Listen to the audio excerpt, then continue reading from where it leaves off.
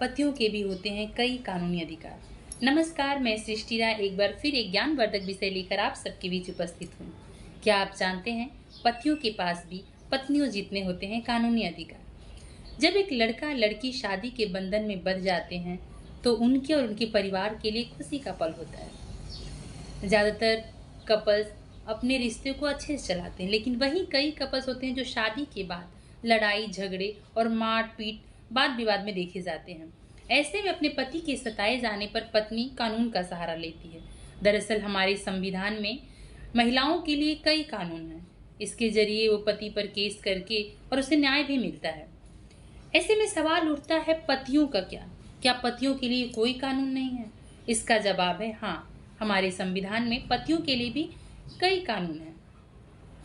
दरअसल आमतौर में देखने में आता है कि पति पत्नी में जब वाद विवाद होता है तो पत्नी कानून का सहारा लेती है और पति पर केस कर देती है।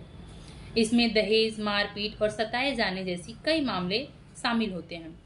वहीं आप ये नहीं जानते हैं कि शादीशुदा पुरुषों के पास भी शादीशुदा महिलाओं की तरह ही कानूनी अधिकार होते हैं। इससे पति अपनी पत्नी की शिकायत कर सकता है और कोर्ट की तरह से सब कुछ सही पाए जाने पर उसे न्याय भी दिया जाता है। तो आइए जानते हैं शादीशुदा पतियों पे कौन कौन से कानूनी अधिकार हैं।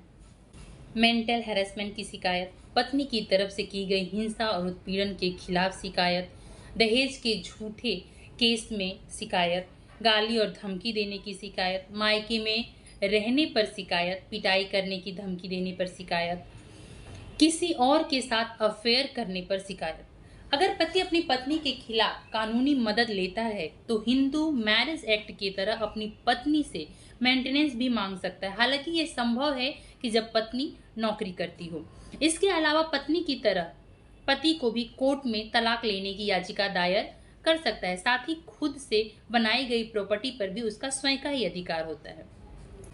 अगर पत्नी मानसिक रूप से अपने पति को प्रताड़ित कर रही है तो BNS की धारा 115 के तहत झूठा दहेज का मामला दर्ज कराती है। तो उस मामले में BNSS की धारा 85 के तहत कार्रवाई की जा सकती है और दहेज निषेध अधिनियम 1961 के प्रावधानों का उल्लंघन हो सकता है।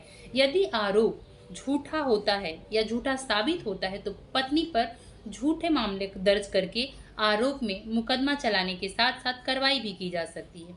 आज के लिए इतना ही। फिर मिलेंगे एक नई समाचार के साथ। हमें इजाजत दीजिए। नमस्कार।